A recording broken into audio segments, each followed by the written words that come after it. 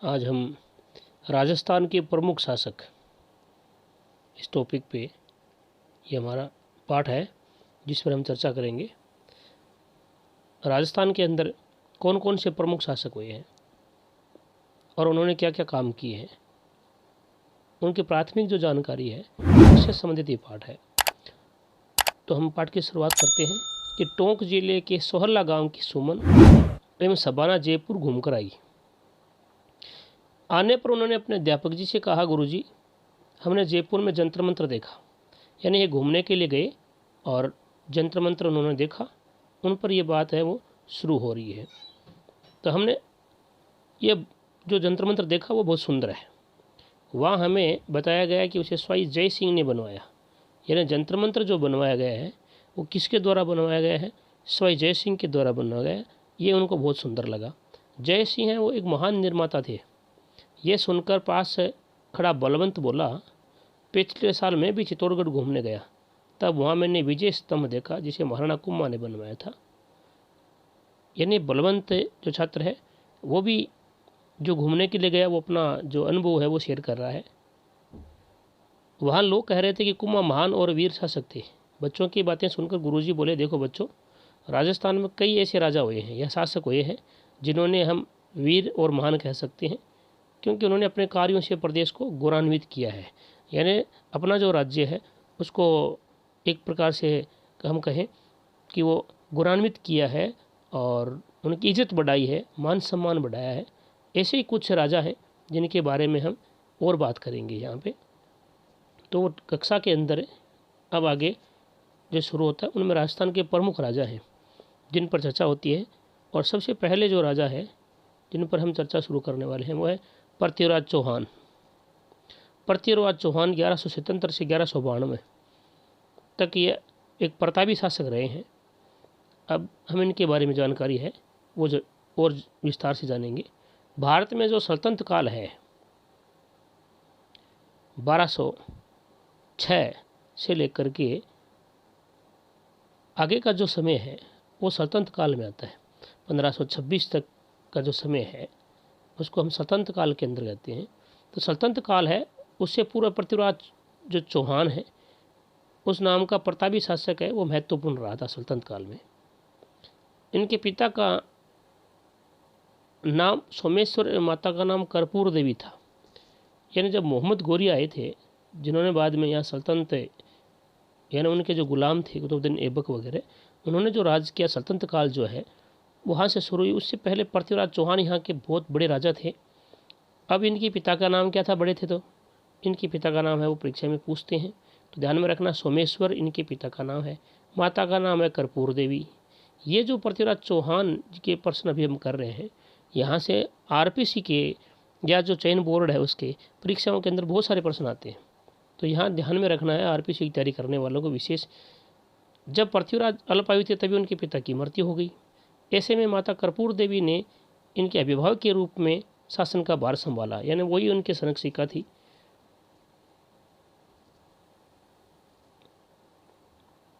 तो कर्पूर देवी है वो इनके संरक्षिका थी माता। कि निकट के जो संबंधी थे इसने से छोटेपन या अल्पायु का जो राजा था उसका लाभ उठाया और आंतरिक स्थिति है इनकी उसके ऊपर उन्होंने विशेष पृथ्वीराज चौहान ने ध्यान दिया अपने सबसे पहले। तो पृथ्वीराज चौहान ने अपने सर्वप्रथम जो अपने आंतरिक स्थिति है राज्य के अंदर उसकी ओर ध्यान दिया। पृथ्वीराज चौहान में योग्य प्रशासक, वीर और साहसी योद्धा व सेनानायक आदि गुण विद्यमान थे। यानी वो वीर भी थे, अच्छा प्रशासन चलाने में निपुण थे, साहसी भी थे और अच्छे सेनानायक भी थे। ये उनमें गुण थे। विद्यानुरागी पृथ्वीराज को 6 भाषाओं का ज्ञान था। यानी 6 भाषा उनको आती थी। अब जो आगे वाली जो लाइन है यहाँ से प्रश्न आने वाली चीज़ें हैं इनको ध्यान में रखना है। विद्यापति गौड़, वागीश्वर, जयानक, विश्वरूप, जनार्दन, चंद्रवरदाई, पृथ्वी भट्ट जैसे लेखक और कवि उसके दरबार की शोभा बढ़ाते थे। ये ध्यान में रखने। यानी पृथ्वीराज चौहान के दरबार में कौन कौन से विद्वान थे ये और इन्होंने कौन कौन सी जो बुक्स हैं वो लिखी, ये ध्यान में रखने की पड़ती है परीक्षा वालों के लिए। तो ये दरबार के अंदर जो थे नवरत्न हम कह सकते हैं, उनमें से प्रमुख है विद्यापति गौड़, वागीश्वर, जयानक, विश्वरूप, जनार्दन, चंद्रवरदाई और पृथ्वी भट्ट। ये वो विद्वान लेखक हैं जो महत्वपूर्ण थे, और इनमें से पृथ्वीराज रासो जो ग्रंथ है ये परीक्षा में पूछा हुआ है।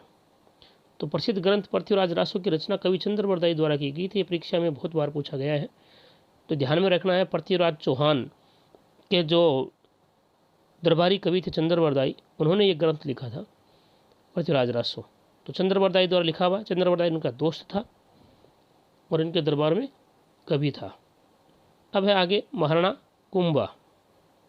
महाराणा कुंभा 1433 से 1468 तक के राजा रहे थे। 1433 से 1468 तक महाराणा कुंभा ये मेवाड़ के महाराणा थे।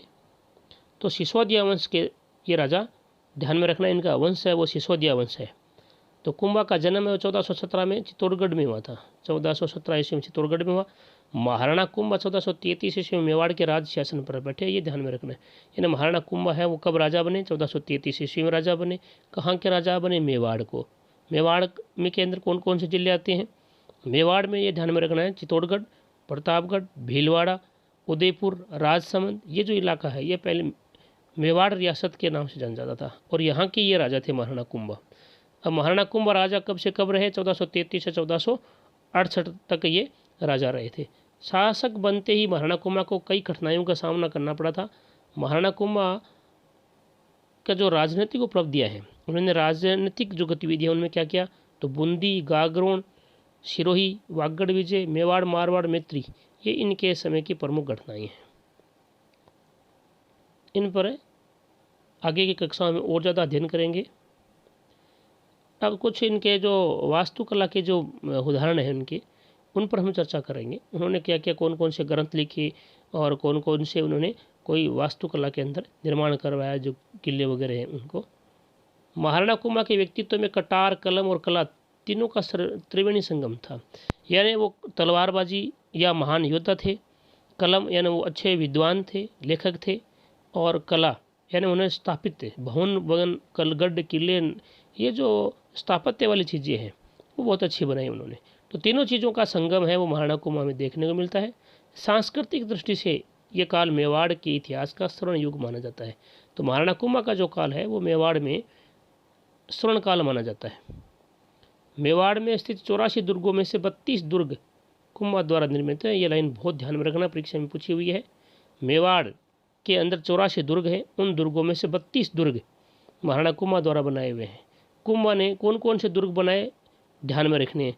यहाँ ये दिए हुए हैं, ये तो ध्यान में रखने हैं। और जो रीट वाले तैयारी कर रहे हैं उनके लिए बहुत ज़रूरी है, क्योंकि रीट में आप टीचर बन के जाओगे, रीट के तो 6, 7, 8 के अंदर यही बुक आपको पढ़ानी है। तो इन बुकों को विशेष तौर से आपको ध्यान में रखना जरूरी है। तो कुंभा ने अचलगढ़ का दुर्ग, बसंती दुर्ग, भूमठ दुर्ग, मचान दुर्ग, कुंभलगढ़ दुर्ग और चित्तौड़ दुर्ग में स्थित विजय स्तंभ का निर्माण करवाया था। ये 3 लाइनें, जो 3 या 4 जो ऊपर वाली अगर 84 दुर्ग वाले ले लेते हैं तो ये 4 लाइनें बहुत ज़्यादा ध्यान में रखनी है। आगे वाली भी ध्यान में रखनी है, आगे वाले प्रश्न भी पूछे जाते हैं। यानी ये जो अभी मैं पढ़ा रहा हूँ यहाँ से बहुत ज़्यादा प्रश्न आने की संभावना है। रीट वाले ध्यान रखें इन चीज़ों का। तो कुंभा ने अचलगढ़ का दुर्ग बनाया, बसंती का दुर्ग बनाया, भूमठ का दुर्ग बनाया, मचान का दुर्ग बनाया, कुंभलगढ़ दुर्ग बनाया, और चित्तौड़ दुर्ग के अंदर जो विजय स्तंभ है जिसका यहाँ पे चित्र भी दिया हुआ है, तो इन सब को बनाने का काम किया। कुंभा महान संगीतकार भी थे, वो संगीतकार भी बहुत अच्छे थे, तो ये भी ध्यान में रखना है। उनके द्वारा संगीत के जो ग्रंथ हैं उनमें कौन कौन से ग्रंथ हैं, तो 3 प्रमुख ग्रंथ हैं जो कम से कम आपको ध्यान में रखने हैं। एक है संगीत राज, एक है संगीत मीमांसा, एक है सूर प्रबंध। ये महाराणा कुंभा के संगीत के ग्रंथ हैं। आप नोट कर लें, क्या कुछ भी कर लें आप, ये चीज़ें महाराणा कुंभा के बारे में ध्यान रखें, इन्हीं से प्रश्न उठाए जाते हैं। संगीत राज, संगीत मीमांसा, सूर प्रबंध, ये महाराणा कुंभा द्वारा लिखे हुए प्रमुख ग्रंथ हैं। कुंभा ने जयदेव रचित गीत गोविंद पर एक अपनी बुक लिखी, यानी एक रसिक टीका लिखी, तो उनके ऊपर भी ध्यान में रखना है। तो जयदेव रचित जो गीत गोविंद है उस पर एक रसिक पर टीका लिखी, और चंडी शतक की टीका भी लिखी थी। महाराणा कुंभा ने महाराजाधिराज, रायन, महाराणा, राजगुरु, दानगुरु, हालगुरु, परम गुरु, चाप गुरु, ये योग्यता अभिव्यक्त करने वाली उपाधियां भी धारण कर रखी थी। तो ये पूछे जा सकते हैं कि महाराजाधिराज, राय रायथन, महाराणा, राजगुरु, दानगुरु, हालगुरु, परम गुरु, चाप गुरु, ये उनकी उपाधियाँ हैं। इनमें से कौन सी उपाधि नहीं थी, ऐसे प्रश्न पूछ सकते हैं। और गहराई में जाते हैं तो संगीत मीमांसा, संगीत राज और सुर प्रबंध के जो अध्याय हैं अंदर के, उन अध्यायों से भी प्रश्न पूछे हुए हैं। तो यहाँ थोड़ा ध्यान रखें। यानी महाराणा कुंभा ने जो भी सांस्कृतिक गतिविधियों में जो भी निर्माण कार्य करवाए हैं, जो भी ग्रंथ हैं या जो भी दरबारी वगैरह हमने देखे, उन सब का अध्ययन अच्छी तरीके से करें। अगला है महाराणा सांगा। महाराणा सांगा का जो शासनकाल है वो 1509 से 1528 तक रहा है। महाराणा सांगा भी मेवाड़ के ही प्रसिद्ध राजा हुए हैं। राणा सांगा का वास्तविक नाम संग्राम सिंह था। राणा सांगा राणा रायमल के पुत्र थे। तो ये प्रश्न भी पूछा हुआ था फर्स्ट ग्रेड के अंदर। राणा सांगा के पिताजी का क्या नाम था? तो राणा रायमल इनके पिताजी का नाम था। इनके शासनकाल में मेवाड़ अपनी शक्ति के चरमोत्कर्ष पर पहुंच गया था। बहुत अच्छा विकास किया राणा सांगा के काल में। तभी ये प्रश्न है, ये प्रथम श्रेणी अध्यापक भर्ती परीक्षा में पूछा गया था। राणा सांगा के पिताजी का क्या नाम था? तो राणा रायमल। ये चीज़ें ध्यान में रखनी है। उन्होंने सभी राजपूत राज्यों को इकट्ठा करने का कार्य किया और उन्हें एक छत्र के नीचे लाने वाला काम किया था राणा सांगा ने। महाराणा सांगा पराक्रमी योद्धा थे, बहुत अच्छे योद्धा थे। उन्होंने दिल्ली, गुजरात, मालवा, मुगल बादशाह के आक्रमणों से अपना जो राज्य है उसकी बहादुरी से रक्षा भी की थी। और राणा सांगा के शरीर पर 80 घाव थे। राणा सांगा अपनी वीरता और उदारता के लिए प्रसिद्ध थे। उसके बाद में राणा सांगा के बाद में मालदेव। ये मेवाड़ से हट करके अब हम आगे की चर्चा करेंगे। ये मारवाड़ के राजा थे। मालदेव प्रसिद्ध राजा थे। ये मालदेव 1532 से 1562 तक राज किया उन्होंने मारवाड़ पे। मालदेव ये राठौड़ वंश के थे और वो सिसोदिया वंश के थे, मेवाड़ वाले। तो ये भी प्रश्न पूछते हैं, सिसोदिया वंश और राठौड़ वंश अलग अलग जो रियासतें उनमें कौन कौन से वंश का राज था, ये भी परीक्षा में पूछ जाते हैं, तो ध्यान में रखने हैं उनको भी। मालदेव राठौड़ वंश के राव गांगा के ज्येष्ठ पुत्र थे। ये राठौड़ वंश का राव गांगा था, उसके पुत्र थे। मालदेव स्वतंत्रता प्रेमी एवं महत्वाकांक्षी राजा थे। यानी ये स्वतंत्रता प्रिय थे, कोई गुलामी स्वीकार करने की नहीं, कोई प्रकार की इच्छा नहीं रहती थी। ये महत्वाकांक्षी थे, यानी अच्छे बड़े साम्राज्य का निर्माण करना चाहते थे। मालदेव ने निरंतर सैनिक विजयों से और कूटनीति से मारवाड़ के राज्य की सीमा का इन्होंने विस्तार किया। मारवाड़ के इतिहास में राव मालदेव का शासन है ना, वो सौर्य युग कहलाता है मारवाड़ का। तो ये ध्यान में रखना, मारवाड़ का सौर्य युग किसका काल कहलाता है? मालदेव का। उन्होंने अपने काल में कुल 52 युद्ध हुए। उन्होंने अपने काल में कुल 52 युद्ध किए थे और इनका एक छोटे बड़े 58 परगनों पर अधिकार था। ये एक इकाई है, जैसे 15-20 गांवों का एक समूह होता है जिसको परगना कहते हैं। तो इनके शासनकाल में 58 परगने थे। सर्वप्रथम भाद्राजून को जीता, उसके बाद नागौर, मेड़ता, सिवाना, बीकानेर पर मालदेव ने विजय प्राप्त की। मालदेव ने सोजतदुर्ग, मालकोट जो मेड़ता में है और पोखरण दुर्ग इनका निर्माण करवाया था। तो सोजतदुर्ग, मालकोट दुर्ग और पोखरण दुर्ग ये गढ़ हैं जिनका निर्माण है वो मालदेव ने करवाया था। 1562 में मालदेव है इनका देहांत हो गया। तो ये भी ध्यान में रखना है, 1562 में इनका देहांत हो गया। मालदेव को फारसी इतिहासकारों ने हस्मत वाला राजा नाम से भी पुकारा है। ये प्रश्न भी पूछा हुआ है, यानी असमत वाला राजा किसे कहा गया है? असमत वाले को कहते हैं ताकतवर राजा के नाम से किसको पुकारा जाता है? तो ये किसने कहा? फारसी इतिहासकारों ने कहा है, ये ध्यान में रखना है। यानी फारसी इतिहासकारों ने मालदेव को असमत वाला राजा कहकर पुकारा है। तो ये हो गए हमारे मालदेव। उसके बाद में है महाराणा प्रताप। महाराणा प्रताप है मेवाड़ के, ये नहीं अगर हम यूँ कहें पूरे भारत के प्रसिद्ध राजा थे तो भी कोई अतिशयोक्ति नहीं है। महाराणा प्रताप उदय सिंह के ज्येष्ठ पुत्र थे, यानी उदय सिंह के बड़े पुत्र थे जो 1572 से 1597 तक मेवाड़ के राजा रहे थे। इनका जन्म 9 मई 1540 को कुंभलगढ़ दुर्ग के अंदर कटारगढ़ दुर्ग है। कुंभलगढ़ दुर्ग में जो ऊपर की तरफ हम ऊपर वाले भाग में जाते हैं तब वहाँ पे ऊपर वाली बिल्डिंग मंजिल है, उसमें कटारगढ़ है। गढ़ के अंदर गढ़ है, दुर्ग के अंदर दुर्ग है छोटा सा। उस कटारगढ़ दुर्ग में इनका जन्म 9 मई 1540 को हुआ था। इनकी माता का नाम जयवंता बाई थी राणा प्रताप का राज्याभिषेक 28 फरवरी 1572 को हुआ था। ये ध्यान में रखना है, यानी यहाँ एक एक लाइन से प्रश्न आ रहे हैं, हर लाइन में प्रश्न है, बहुत ध्यान से रीट वाले इनको पढ़े। हिंद राणा प्रताप का राज्याभिषेक है वो 28 फरवरी 1572 को हुआ था। तो 28 फरवरी 1572 राजा का जो भार है यानी शासन ग्रहण करते ही उन्हें अनेक कठिनाइयों का सामना करना पड़ा।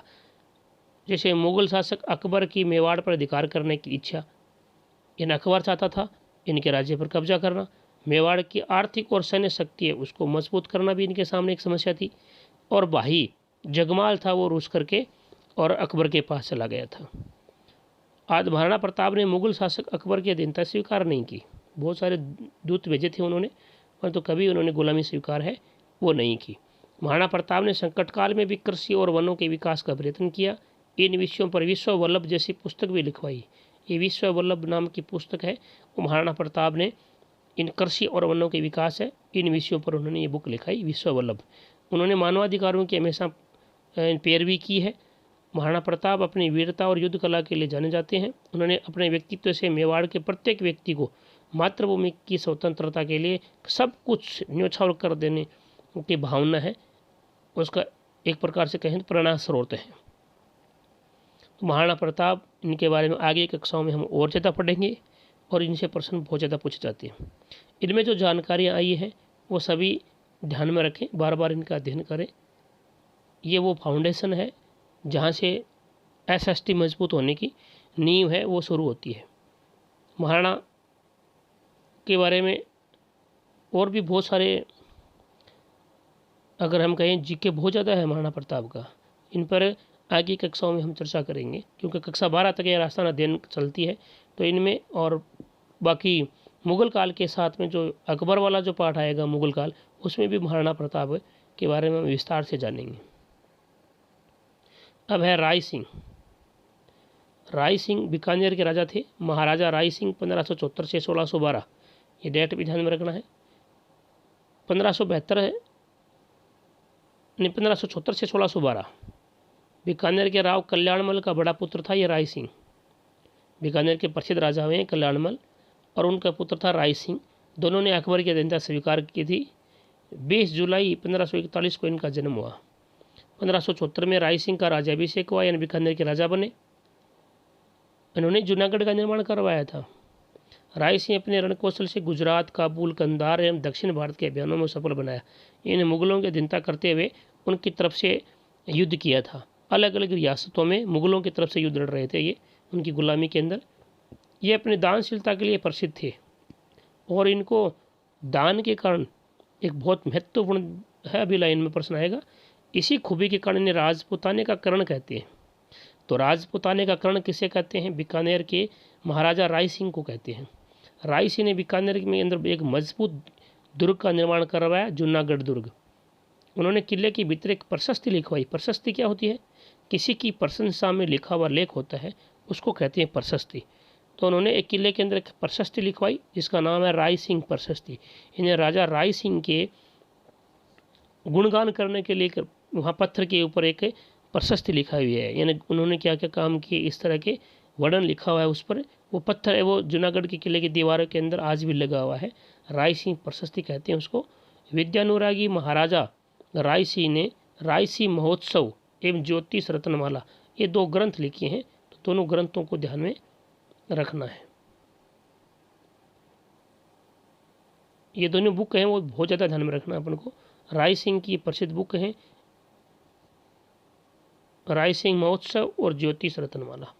ज्योतिष रत्नमाला और राय सिंह महोत्सव ये बुक है उनकी। अब है मिर्जा राजा जय सिंह। अब हम जयपुर राजवंश है उनके बारे में थोड़ा अध्ययन करेंगे। मिर्जा राजा जय सिंह 1621 से 1667 तक है।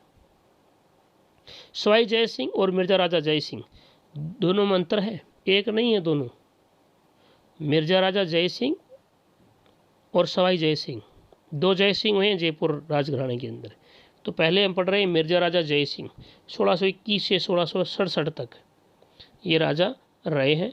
कछवाहा वंश में 1621 में आमेर की राजगद्दी पर ये बैठे थे। जय सिंह ने मुगल बादशाह जहांगीर, शाहजहां, औरंगजेब इन 3 राजाओं की सेवा की है इसने, ये ध्यान में रखना है। जहांगीर, शाहजहां और औरंगजेब तीनों के विजय अभियान है, उनको अच्छी तरीके से मिर्जा राजा जय सिंह ने निर्वहन किया, उनकी तरफ से युद्ध लड़े थे। आमेर का शासन संभालते ही जहांगीर ने सर्वप्रथम अहमदनगर के मलिक अंबर के विरुद्ध अभियान पर भेजा था। तो ये मलिक अंबर है, इसके खिलाफ दक्षिण भारत में जहांगीर ने इनको युद्ध के लिए भेजा था। शाहजहां ने 1639 ईस्वी में जय सिंह को मिर्जा राजा की उपाधि से विभूषित किया, ये ध्यान में रखना है। जय सिंह को मिर्जा राजा की उपाधि किसने दी, ये प्रश्न पूछा हुआ है। तो जय सिंह को मिर्जा राजा की उपाधि है वो शाहजहां ने दी थी, और औरंगजेब ने इस जय सिंह को दक्षिण भारत में शिवाजी के विरुद्ध भेजा था। तो ये भी ध्यान में रखना है कि शिवाजी के खिलाफ कौन गया था अभियान के अंदर। तो जय सिंह, वो कौन से जय सिंह, मिर्जा राजा जय सिंह गए थे। मिर्जा राजा जय सिंह वीर सेनानायक और कुशल राजनीतिज्ञ होने के साथ ही साहित्य और कला प्रेमी भी थे। मिर्जा राजा जय सिंह के दरबार में कवि थे बहुत अच्छे, कवि बिहारी। 1662 में उन्होंने बिहारी सतसई की एक रचना की थी। जय सिंह के अन्य दरबारी राम कवि ने जय सिंह चरित्र की रचना की। तो ये दोनों बुक ध्यान में रखना है। 2 कवि हैं, मिर्जा राजा जय सिंह के दरबारी कवि बिहारी, 1662 में बिहारी सतसई की रचना की। तो ये भी ध्यान में रखना किताब। उसके अलावा जय सिंह के एक अन्य दरबारी कवि राम कवि थे, उन्होंने जय सिंह चरित्र यानी जय सिंह का व्यक्तित्व क्या था, उसकी पर्सनालिटी कैसी थी, उसके ऊपर उन्होंने एक बुक लिखी। तो ये भी ध्यान में रखना है। बिहारी सतसई प्रसिद्ध बुक है, इनको भूलना नहीं है। अब है महाराजा जसवंत सिंह। महाराजा जसवंत सिंह 1638 से 1678 तक राजा रहे और ये मारवाड़ के राजा थे। थोड़ा इनको अच्छी तरीके से ध्यान में रखना है। जसवंत सिंह का जन्म है वो 1626 में बुरहानपुर में हुआ था। पिता गज सिंह की मृत्यु के पश्चात जसवंत सिंह का राजाभिषेक किया गया। मुगल बादशाह शाहजहां ने जसवंत सिंह को महाराजा की उपाधि दी थी, ये भी ध्यान में रखना है। मुगल बादशाह जहांगीर के बाद में जो शाहजहां ने जसवंत सिंह के एक उपाधि प्रदान की, वो उपाधि थी महाराजा की। मुगल उत्तराधिकार युद्ध में जसवंत सिंह पहले शाही सेना के साथ थे और फिर इनका उत्तराधिकारी युद्ध हुआ जहांगीर के बाद में, शाहजहां वगैरह हैं उनके। तो उनमें ये जय सिंह के कहने पर उन्होंने दोराई के युद्ध में औरंगजेब का साथ दिया था। औरंगजेब ने जसवंत सिंह को अपने राज्य के विभिन्न क्षेत्रों में भेजा। जसवंत सिंह ने दक्षिण भारत में औरंगाबाद के निकट जसवंतपुरा एक कस्बा बसाया था। जसवंत सिंह अच्छे साहित्यकार थे। उन्होंने ये किताब ध्यान में रखना इनकी भी, आनंद प्रकाश, सिद्धांत बोध, भाषाभूषण, प्रबोध चंद्रोदय, ये बुक है जो जसवंत सिंह के द्वारा लिखी हुई। अच्छा मारवाड़ का राजा था जसवंत सिंह, और उन्होंने शाहजहां के जो पुत्र थे उनके जो झगड़ा हुआ शाही सेना, उन झगड़े के अंदर ये औरंगजेब के साथ लास्ट में मिले थे। अब है महाराजा राज सिंह प्रथम। ये मारवाड़ में से हम वापस मेवाड़ की तरफ जाते हैं। तो ये मेवाड़ के राजा थे राज सिंह। औरंगजेब के साथ इनके अच्छे झगड़े चर्चित हैं जो हम पढ़ेंगे।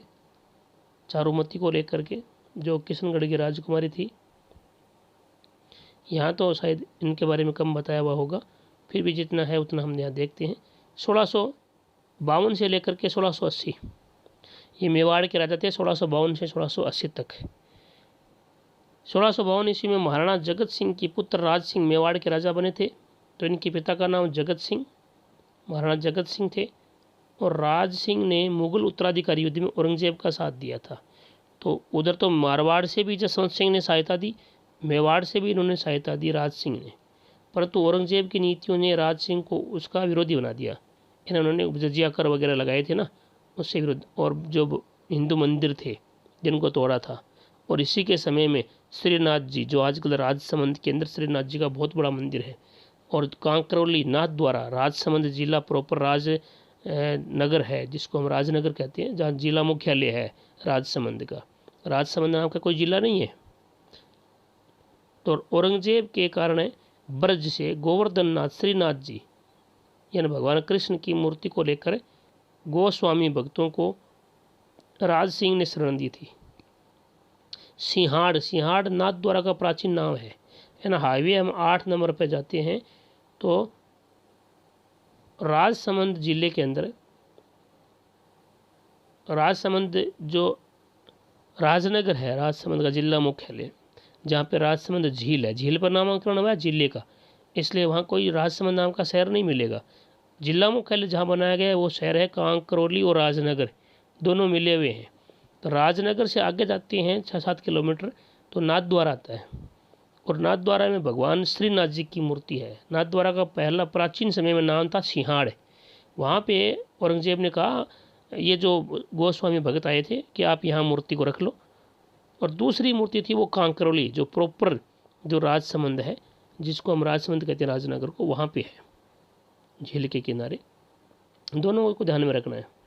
तो नाथद्वारा में श्रीनाथ जी की मूर्ति और द्वारिकाधीश की मूर्ति कांकरोली राजसमंद में स्थापित कर वहाँ मंदिर बनाया। ये दोनों मंदिर मेवाड़ के प्रसिद्ध मंदिरों में से हैं। दोनों परीक्षा में बहुत बार पूछे हुए हैं। उदयपुर में अम्बा माता का मंदिर और अनेक जो जल के स्रोत हैं, नहरें वगैरह हैं, वो बनवाई।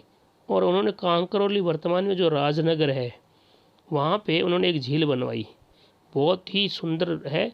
और इसी के किनारे, इस झील के किनारे 25 पत्थरों पर अलग अलग सीढ़ियाँ हैं, उन सीढ़ियों के बीच में स्तंभ है, दीवार के अंदर शिला के पत्थर हैं, पत्थर लगाए हुए हैं। उन पत्थरों पर संस्कृत भाषा में रणछोड़ भट्ट दास ने एक राज प्रशस्ति लिखी थी, यानी राज सिंह का गुणगान करने के लिए इतिहास लिखा था। और यह देश का सबसे बड़ा शिलालेख है, इसलिए महत्वपूर्ण है, ध्यान में रखना है। कांकरोली में राजसमंद झील है, वो राज सिंह प्रथम ने बनाई थी, जो कलात्मक दृष्टि से विश्व प्रसिद्ध है। इस झील पर रणछोड़ भट्ट है, रणछोड़ भट्ट भी ध्यान में रखना है। रणछोड़ भट्ट द्वारा संस्कृत भाषा में, ये भाषा भी ध्यान में रखना, कौन सी संस्कृत भाषा, किसने लिखा, रणछोड़ भट्ट ने। क्या लिखा, राज सिंह के शासनकाल, मेवाड़ के राजवंश है, उनका इतिहास। कितने पत्थरों पर लिखा, 25 पत्थरों पर लिखा। इसे क्या बोलते हैं, राज प्रशस्ति बोलते हैं। ये क्यों प्रसिद्ध है, इसलिए प्रसिद्ध है कि ये देश का सबसे बड़ा शिलालेख है। और राजस्थान सरकार में यहाँ पे वसुंधरा राजे सिंधिया के काल में यहाँ पे पनोरमा बनाया हुआ है इस राजसमंद झील के किनारे, जहाँ राज सिंह से संबंधित सब बातें लिखी हुई है। जहाँ किशनगढ़ की राजकुमारी चारुमती है, उसे औरंगजेब शादी करना चाहता था, और रानी ने एक लेटर लिखा राज सिंह को कि मैं उनके साथ शादी नहीं करना चाहती। उससे संबंधित झगड़ा भी बहुत बड़ा है, आगे के कक्षाओं में हम उस पर भी चर्चा करेंगे। जो रीट की तैयारी करने वाले हैं वो इसको पढ़ के जरूर जाएं। सवाई जय सिंह हमने पहले पढ़ा था, वो थे मिर्जा राजा जय सिंह, और ये हैं सवाई जय सिंह। 1699 से 1743 तक ये राजा रहे हैं जयपुर के। जय सिंह का जन्म 1688 में हुआ। इनके पिता की मृत्यु के बाद छोटी उम्र में 1699 में ये राजगद्दी पर बैठ गए थे। और सवाई जय सिंह का अधिकांश समय है वो राज्य के बाहर मुगलों की जो सेना थी, जो मराठों का आक्रमण हो रहा था दिल्ली के ऊपर, तो उस मालवा में जो मराठों का जो प्रसार था उसको रोकने के लिए इनकी ड्यूटी लगाई गई थी औरंगजेब के द्वारा। और औरंगजेब ने ही इनको सवाई सिंह की उपाधि दी थी, औरंगजेब ने सवाई सिंह की उपाधि दी थी। दोनों को ध्यान में रखना है, मिर्जा राजा की उपाधि किसने दी और ये भी किसने दी, दोनों उपाधियों को ध्यान में रखना है। तो औरंगजेब ने जय सिंह को सवाई की उपाधि दी थी। अब है राजस्थान के इतिहास में सवाई जय सिंह की गणना महान शासक, सेनापति और विद्वान, आश्रयदाता और नक्षत्र के और गणित विज्ञान ने गणित विद्या है उसके ज्ञाता के रूप में की जाती है। कछवा राजवंश के कई राजा हुए हैं, परंतु सवाई जय सिंह है उसने आमेर के स्थान पर जयपुर को राजधानी बनाया। तो ये ध्यान में रखना है, जयपुर की स्थापना इन्होंने की थी, सवाई जय सिंह ने की थी जयपुर की स्थापना। और आमेर जो जयपुर से दिल्ली की तरफ हम जाते हैं तो उस रोड पर है जहाँ आमेर का किला है, जयगढ़ नारगढ़ बने हुए हैं, वहाँ से राजधानी को लेकर के और ये जयपुर में आए थे। जयपुर के अंदर इन्होंने राजधानी बनाया। सवाई जय सिंह ने 1725 ईस्वी में नक्षत्रों की गति की गणना करने के लिए एक शुद्ध सारणी का निर्माण करवाया, जिसका नाम तत्कालीन मुगल बादशाह के नाम पर जिज-ए-मोहम्मद शाही रखा था। जंतर मंत्र है, वहाँ पे नक्षत्र हैं और समय है उनसे संबंधित सौर का जो ज्ञान है, पृथ्वी से संबंधित जो भी गणना है या उनसे संबंधित जो भी नक्षत्र हैं, उनके अच्छी तरीके से ज्ञान प्राप्त करने के लिए उन्होंने अलग अलग वेधशालाएँ बनाई थी। स्वामी जय सिंह के समय में ज्योतिष विद्या पर जय सिंह कारिका नामक ग्रंथ लिखा था, ये ध्यान में रखना है। इन आगे प्रश्न भी है तो यहाँ ध्यान में रखें। जय सिंह कारिका नामक ग्रंथ किसने लिखा? जय सिंह ने लिखा। ज्योतिष ग्रंथों पर अनेक ग्रंथ भी इस दौरान लिखे गए, जिनमें सिद्धांत सम्राट और यंत्रराज ये ग्रंथ भी हैं, ध्यान रखना। सिद्धांत सम्राट और यंत्रराज ये दो ग्रंथ तो ये हो गए, एक जय सिंह कारिका हो गया। तो ये 3 ग्रंथ हैं ज्योतिष विद्या पे लिखे हुए हैं, जय सिंह स्वामी जय सिंह के समय में लिखे गए हैं। ये तीनों आगे प्रश्न है जिनके उत्तर है। स्वामी जय सिंह ने ज्योतिष के अध्ययन के लिए जंतर मंत्र नाम से 5 वेधशालाएँ बनवाई। ये 5 वेधशालाएँ पूछते हैं, जयपुर, दिल्ली, मथुरा, बनारस, उज्जैन, ये पांचों यहाँ नाम दिए हुए हैं। यहाँ 5 जगह इन्होंने वेधशालाएँ बनाई, जिनसे समय की गणना, नक्षत्र की गणना और ज्योतिष से संबंधित भविष्यवाणियाँ हैं, उनका अध्ययन किया जाता था यहाँ पे। तो ये 5 वेधशालाएँ बनवाई उन्होंने। अब है महाराजा सूरजमल। महाराजा सूरजमल 1755 से 1763 तक भरतपुर के राजा रहे थे। प्रश्न यही आएगा, महाराजा सूरजमल कहाँ के राजा थे? भरतपुर के थे। इनके पिता का नाम क्या था? बदन सिंह। बदन सिंह जब बीमार हुए, अस्वस्थ हुए, तो उनके कारण राजपाट है वो सूरजमल जी को मिल गया। जब मुगल साम्राज्य व अन्य राज्य यानी पतन की ओर जा रहे थे, तब मुगलों, मराठों, राजपूतों से गठबंधन का शिकार हुए बिना सूरजमल ने अपनी योग्यता से भरतपुर राज्य का विस्तार किया। न तो मराठों का सहयोग लिया, न जयपुर वालों और राठौड़ों का लिया, न कछुआओं का लिया और न दिल्ली दरबार का लिया। उन्होंने अपनी खुद की हैसियत अपने बलबूते बनाई और गाजियाबाद, रोहतक, झज्जर, आगरा, धौलपुर, मैनपुरी, हाथरस, बनारस, फर्रुखनगर या यूपी के बहुत सारे इलाके हैं, यानी इन सब पर उन्होंने अपने जीत करके अपने इलाके का विस्तार किया। हरियाणा, उत्तर प्रदेश और राजस्थान, यानी यहाँ पे इनका बहुत अच्छा साम्राज्य स्थापित हुआ। सूरजमल वीर सेनानायक थे, चतुर कूटनीतिज्ञ थे और कला प्रेमी के साथ एक मानवीय, एक अच्छे राजा थे। पानीपत के तृतीय युद्ध के बाद उन्होंने मराठा शरणार्थियों को अपने राज्य में संरक्षण दिया। कला मर्मज्ञ के रूप में अच्छे किले और महल बनवाए उन्होंने अपने राज्य में साहित्यकारों को संरक्षण दिया। इनके दरबार में कवि थे, उनका भी ध्यान में रखना। कविवर शुद्धन थे, कविवर शुद्धन और अक्षयराम गर्ग, ये 2 अच्छे विद्वान इनके दरबार में थे।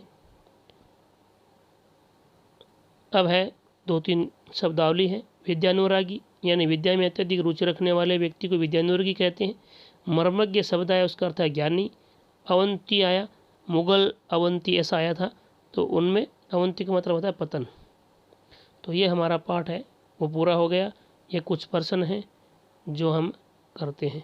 महाराज बताने का कारण किसे कहा गया? राय सिंह को कहा गया। ये राय सिंह आए थे तब बताया था। तो महाराजा राय सिंह जो बीकानेर का राजा था, जूनागढ़ का निर्माण करवाया था। विजय स्तंभ का निर्माण किसने करवाया? तो ये महाराणा कुंभा ने करवाया था। ज्योतिष अध्ययन के लिए जंतर मंत्र का निर्माण जय सिंह ने करवाया, स्वामी जय सिंह ने। प्रसिद्ध कवि चंद्रवरदाई पृथ्वीराज रासो की किताब लिखा है इसने। महाराजा सूरजमल कहाँ के राजा थे? तो महाराजा सूरजमल है वो भरतपुर के राजा थे। महाराजा जसवंत सिंह की किन्हीं 2 पुस्तक जो मैंने बताई थी आपको, दोनों बुक हैं वो यहाँ लिख देंगे अपन। स्वामी जय सिंह द्वारा किए गए विकास कार्य और राणा कुंभा की सांस्कृतिक उपलब्धियाँ। तो स्वामी जय सिंह ने वेधशालाएँ बनवाई थी, राणा कुंभा ने गढ़, किले, दुर्ग और बावड़ियाँ वगैरह और महल ये बनवाए थे। तो ये हमारा पूरा पाठ हो रहा है।